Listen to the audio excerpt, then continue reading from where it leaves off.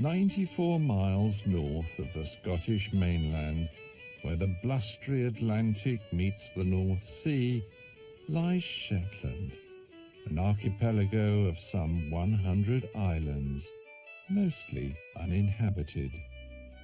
Until the late 15th century, they belonged to Scandinavia, and being closer to Bergen than Edinburgh, the islanders remain proud of their Norse heritage.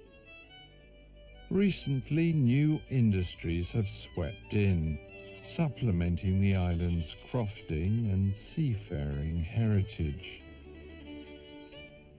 The most northerly island is Unst, where locals mix tradition with innovation to survive in a fast-changing world. It's midsummer here.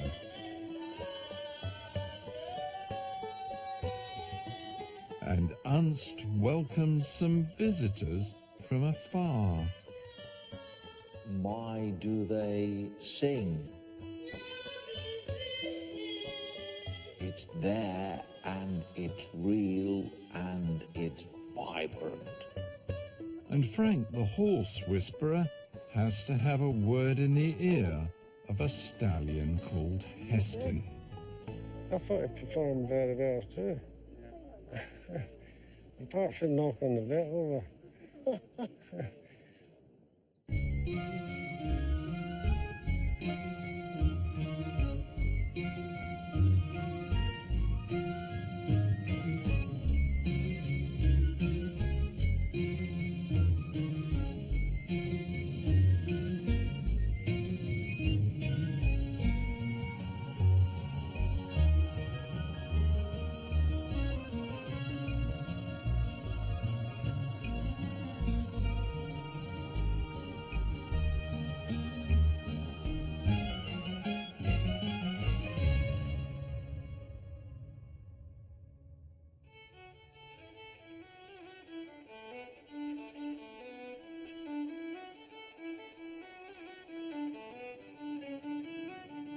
It's July on Unst, the most northerly of the Shetland Islands, and Minister David Cooper, who's been here now for 7 years, is making the most of the long daylight hours. Unst itself, it's a place we've always loved coming to since we first got to know it more than 30 years ago. For what looks like a remote island, it's remarkably cosmopolitan. David Cooper's ministerial duties span another 2 neighbouring islands, Fetla and Yell, so constant ferry hopping is part of the job. Years ago, islands would always be visited by sea, and so there's a long history of welcoming strangers, even if they were Vikings, absorbing them into the local community, and everyone learning to get on. And that's reflected in the life of the churches here. And so whether you're Catholic or Baptist or Orthodox or Episcopalian, all are welcome. Your souls and bodies have been fed by the word of life. Serve the Lord with joy and gladness. One regular member of David Cooper's congregation is Mother Mary, the island's only Eastern Orthodox nun. Black on black again. Yes. They have been really welcoming to me. It's been wonderful and made me feel very at home because I'm very different. I don't dress like this. I came to monasticism quite late in life, and I've just been a monastic about 10 years. Before I worked in photography. I was a fine art photographer, and I taught photography. I hope to get back to photography at some point, but at the moment I'm so busy with DIY, I just haven't got time. Mother Mary is restoring a 19th century former croft house perched on a hillside above the village of Haroldswick. And in order for works to progress, she's clearing out the garage. Coming very handy, thank you very much. No, that's all right. Okay, So here it is. It's very old. I hope you don't mind. It does work all right. That's fine. And I just so it works all right. Yeah. It's about fifth hand. But somebody gave it to me on Fetler, an Episcopalian who goes to the Kirk. And then it was given to her by an Episcopalian in Fetler. It's travelled around. It's an ecumenical inter-island parish freezer. It'll be very useful, thank you very much. Well, thank you very much. Let me know if there's any problems or anything, but it's worked fine for me. Mm-hmm. See you Sunday. That sort of thing wouldn't happen down south, not the freezer going from one person to another. And the freezer's still working as well. I think it's brilliant. Resourcefulness is at the heart of island life, and Mother Mary is planning well ahead for the long, dark Shetland winter.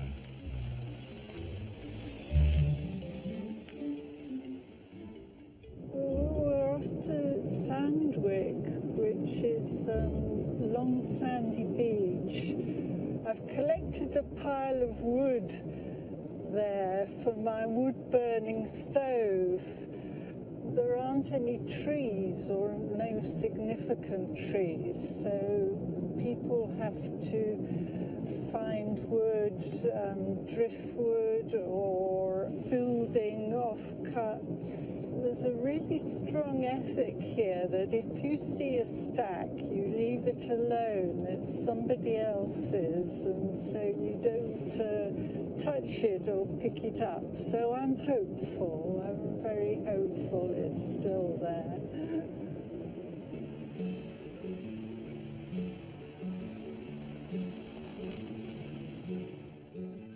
Equally resourceful are the island's most iconic inhabitants, the Shetland ponies. With evidence of them dating back to the Bronze Age, they've had plenty of time to adapt to the harsh and unpredictable climate.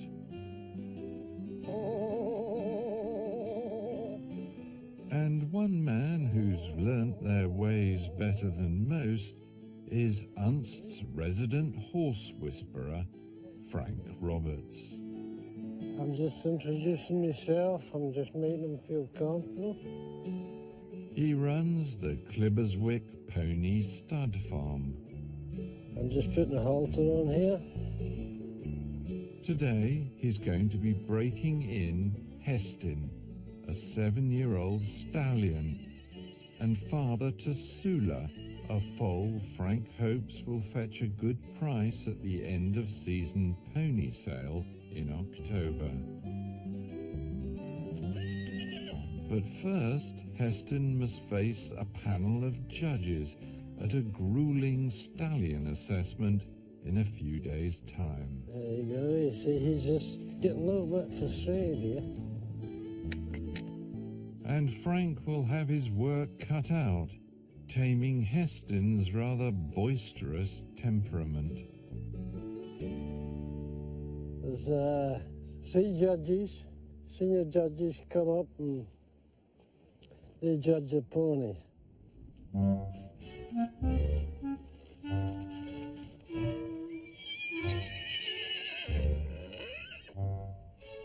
Supporting Frank today is friend and fellow pony enthusiast Pat Sarasail, originally from Florida. The better rating that the stallion has than his foals should be worth more, because someone who's looking at pedigrees will say, oh, well, the stallion of the foal that I'm looking at has gotten this rating and gotten that rating. And so the Pony Society has said he's a particularly good example of the breed, and that's what you should want when you're shopping for a pony. That's good. Frank has a really wonderful way with horses and ponies. To me, it is the classic horse whispering. You're working with the animal and getting your minds to move in the same direction and to become one with him. And I say to most people, that's what horse whispering means, and that's what Frank does. Is this what you call horse whispering? No, it's what I call common sense.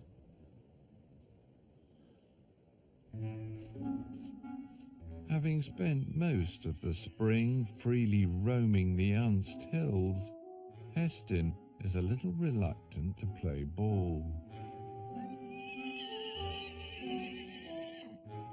Like many of the islanders, Pat has several jobs and splits her time between working at the local bakery and the Valhalla brewery.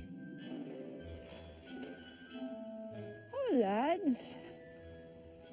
Oh, boys.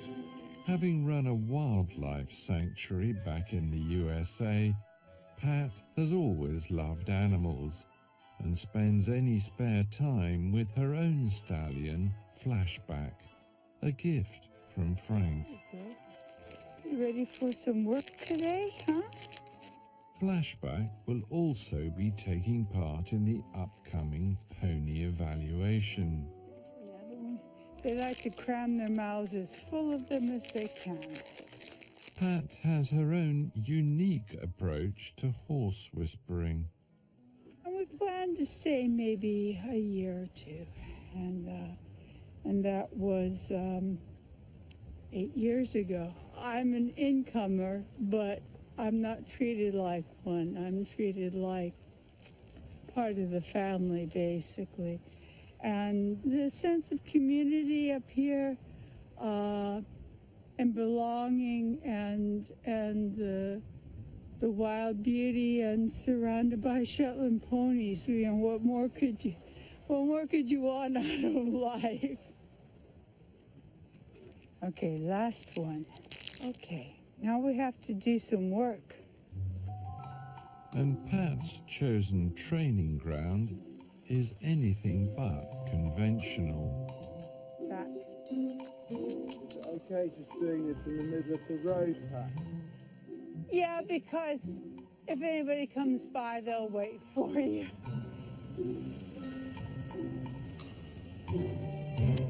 Back. Back. The judges will be looking for how well he handles. There are judges in the past who have said that he wasn't fiery enough in the show ring. He should have been throwing his head around and acting like a stallion, and he is very soft. On the day, you never know how he's going to behave.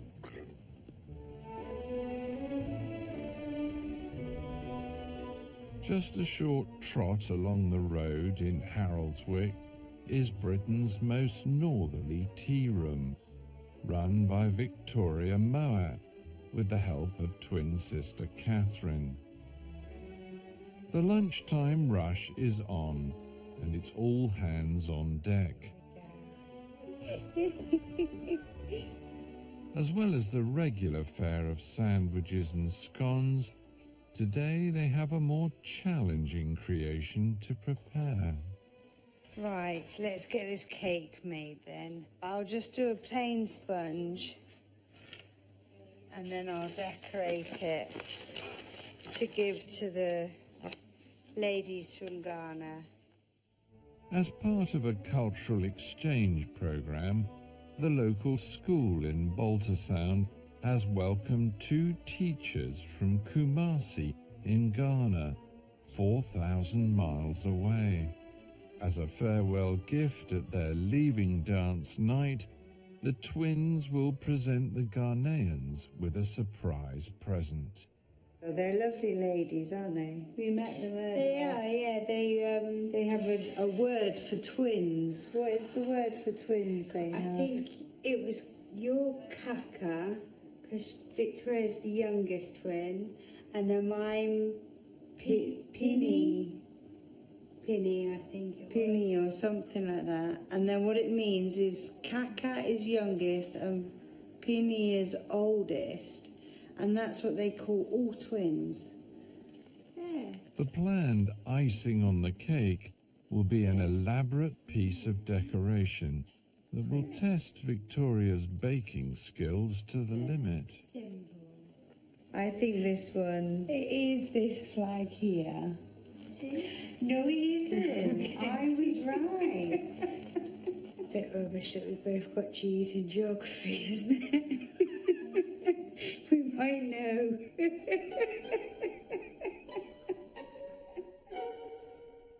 Across the water at his manse on the neighbouring island of Yell, Minister David Cooper is also inspired by the arrival of the exotic guests. Well, this one says slides. There's all sorts here. Ghana. That has faded since 1976, 1977. But I still recognise the letter G, it's Ghana. As part of his ecclesiastical training, David Cooper spent a year working with a school in Ghana. Ah, the bungalow in which we lived at the school. This is a reminder of Ghana as well.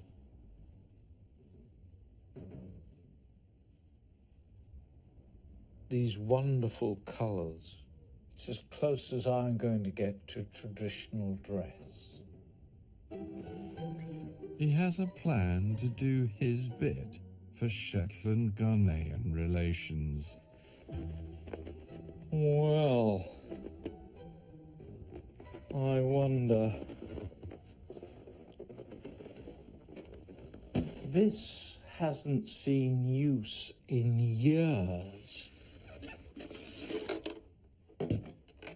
Here's the test, the moment. The bulb still works. That's an enormous relief, because to get a replacement would be difficult now. Being the most northerly island stuck out in the North Atlantic between Scotland and Scandinavia, Unst has always welcomed visitors and traders to its shores. And many believe its name originates from the Old Norse, meaning first.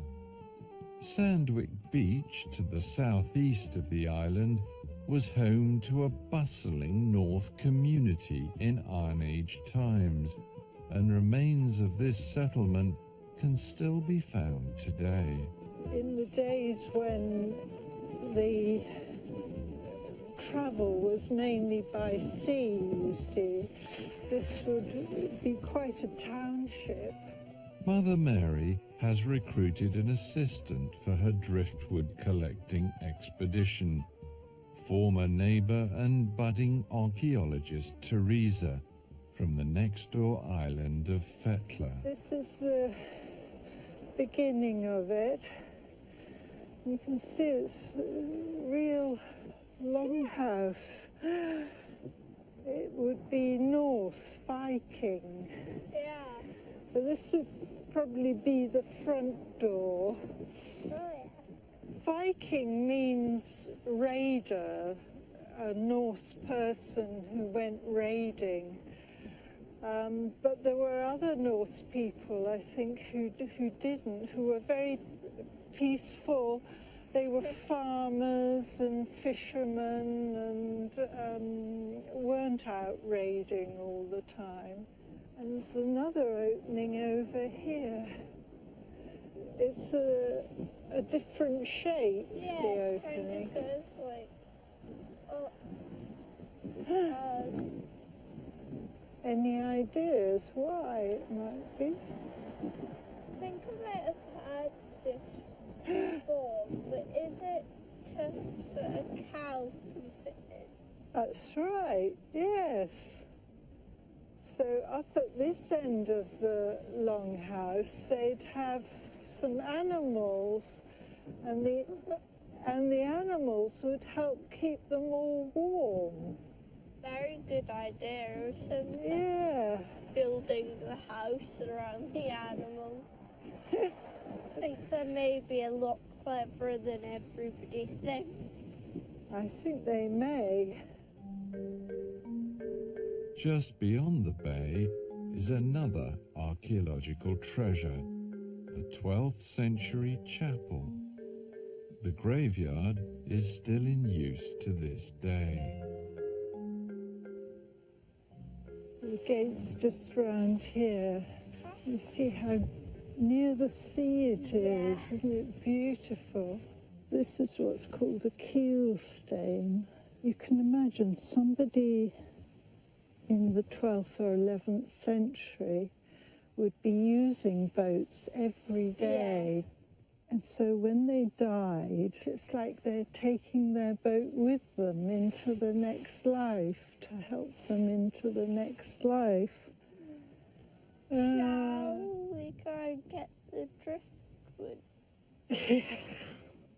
I'd forgotten the driftwood. It's just round the corner. This is the driftwood pile. You see how lovely and white it is from the salt in the sea.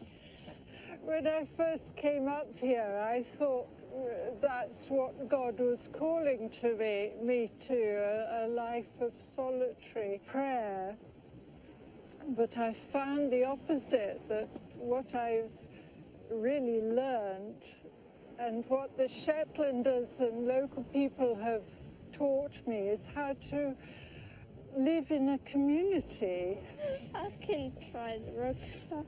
Oh, it's not that bad. You sure? I don't want you to get an injury. How to relate to my neighbours and people around me, and how to live here, I need their support. You can think of me in winter sitting beside my cosy fire, and I'll think of you and think, thank you, Teresa, for helping me bring the wood back.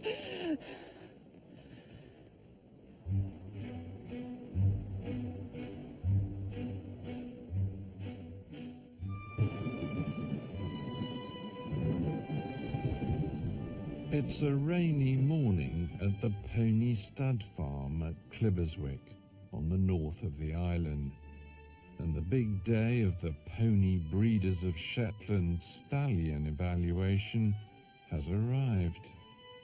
Frank, the horse whisperer, is preparing prize stallion Heston for the event.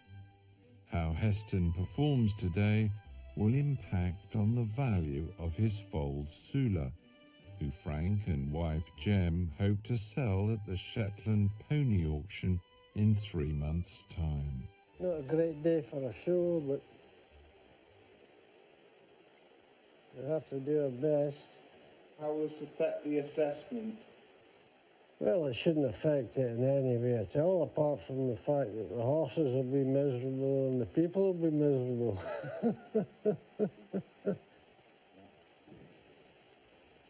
I don't know, I've never shown them before. So this is a first for both of us. But at the end of the day, it's down to the judges. Seeing a break in the weather, Frank makes his way up to the community hall in Haroldswick, a short walk from the stud farm. You're a wet pony. Pat is also getting her horse Flashback prepared for the show.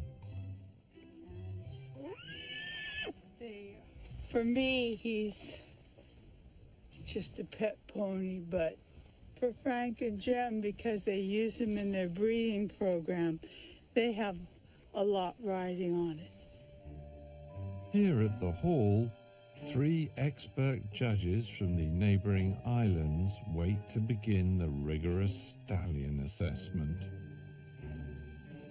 They're coming forth to put their pony forth to get an award. Everybody's out to get a gold. But first, there's an inspection by the vet to check the animals are physically sound.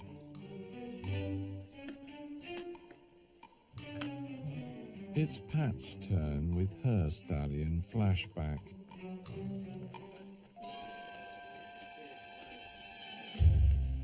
It seems that Pat's tarmac training and biscuit boot camp have paid off. Flashback is at ease. Best one so far today. Good, thank you. Beautiful. Maybe even a little too relaxed. He's gonna do a poop. I will walk much better now. Oh.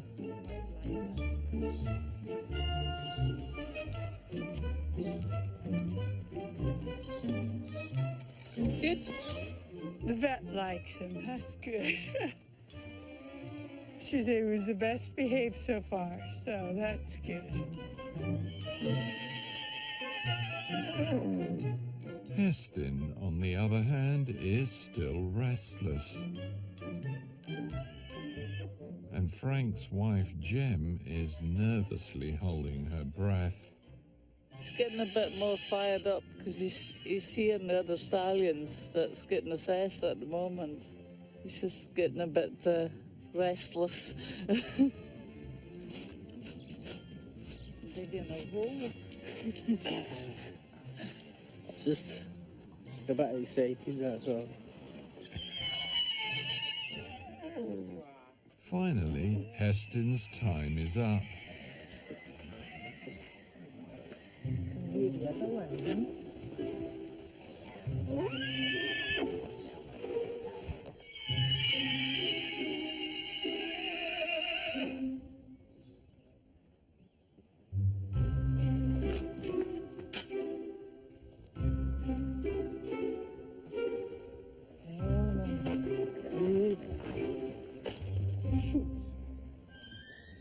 It's not a good start.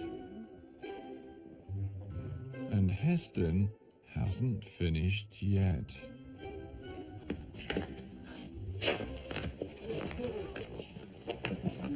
You okay?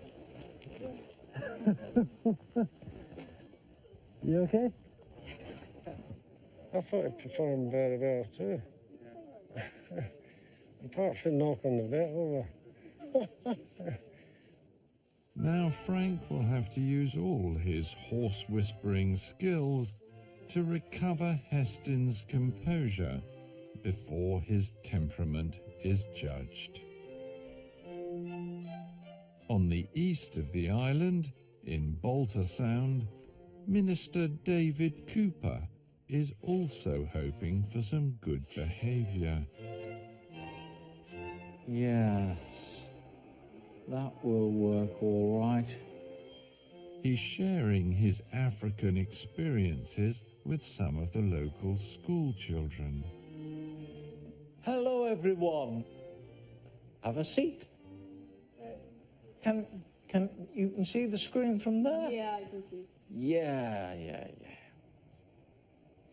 I spent a year in Ghana at a secondary school. Secondary boys in a traditional dance, and then a separate dance for the girls. That's 3 boys wearing traditional costume. The chief there is wearing a toga-like robe made like this in strips.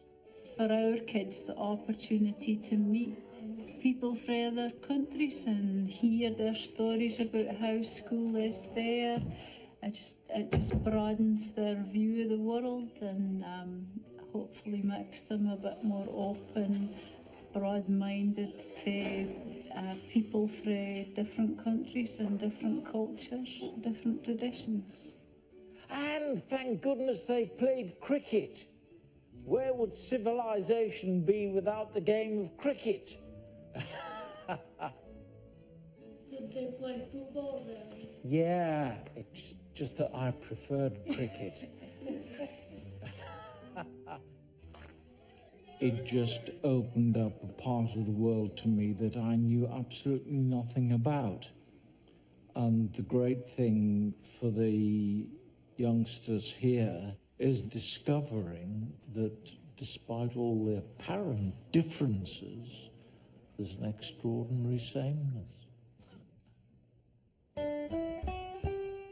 Just 3 miles from the school, at North Unst Hall, the stallion assessment has begun. The judges will assess every aspect of the pony's behaviour and will award them with a bronze, silver or gold award based on their performance. Judges are always critical. Yeah. That's their job, though. They're looking for the best. I always think that looks, I especially older gentlemen, I think looks so sharp in a kilt. It's classy. It's Flashback's turn to be assessed, and Frank will present him. No, I'm not going to take them around because you've got to have them move out as fast as you can at a trot. And I can't run fast enough anymore. So I've put him in the best hands I can.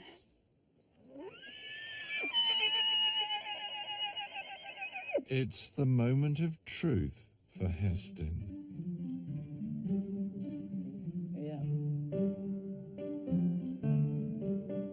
Under the judge's glare, Frank has worked his magic again, and Heston has finally calmed down. But now Frank and Jem have to wait to see if all their hard work has paid off. Well, he did as well as he could do, yeah. Yeah, happy. They get what they get. Okay, we'll give out the awards for the senior stallions.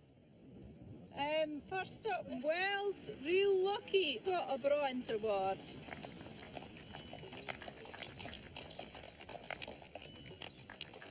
Second up was Cliverswick Flashback, got a bronze award.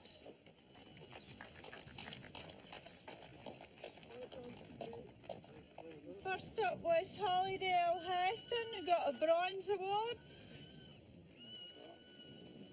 Thank you very much. You have both. Take it. Well done.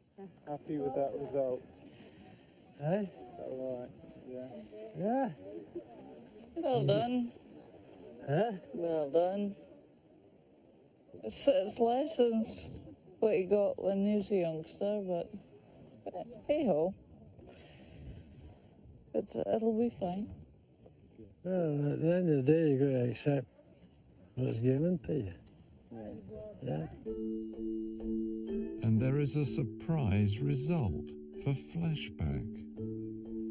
Now the pony with the most points in this section gets a rosette from the Finnish Shetland Pony Society, and that goes to Flashback. Thank you very much.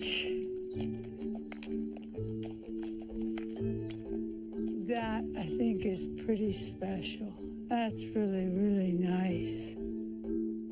Great news for Pat, but this is not quite the result that Frank and Jim were hoping for. How much this will affect the price of Heston's foal Sula will only become known at the pony sale in 3 months' time.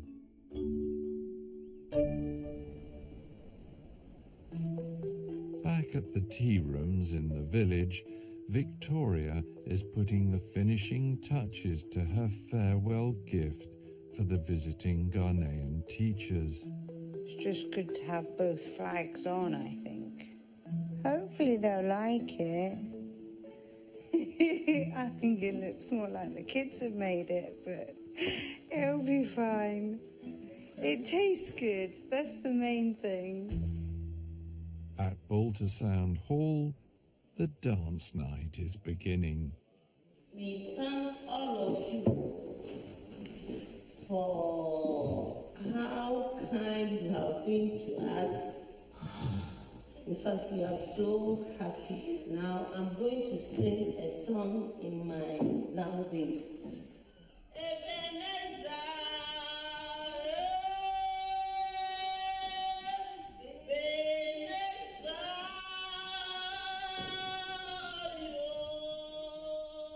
Why do they sing?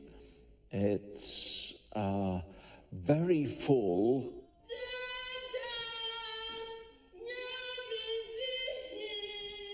It's something that I recognize, and it still sends shivers down my spine.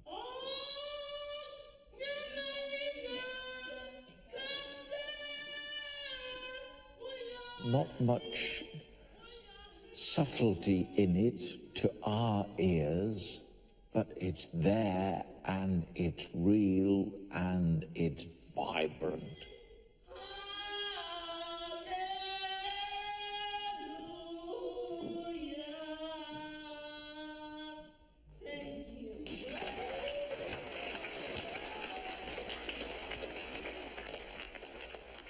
It's very nice. The people are very good, but just the weather.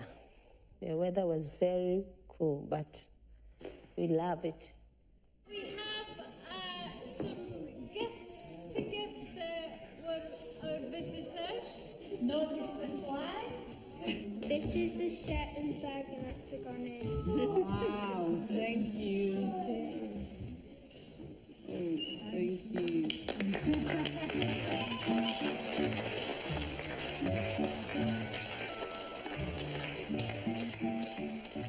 I think they really enjoyed it. I think they liked it, and they saw the flag. The research on the internet paid off. Like some of our cake. The cake, it was so nice.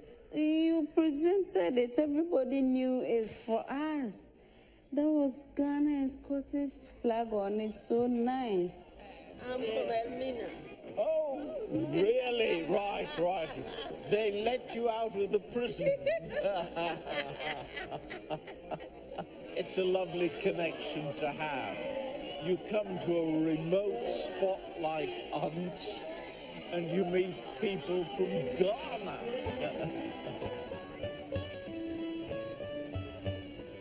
It's a beautiful place to be, you know. People here are so hospitable. And I like Shetland. They are welcoming people, very lovely people.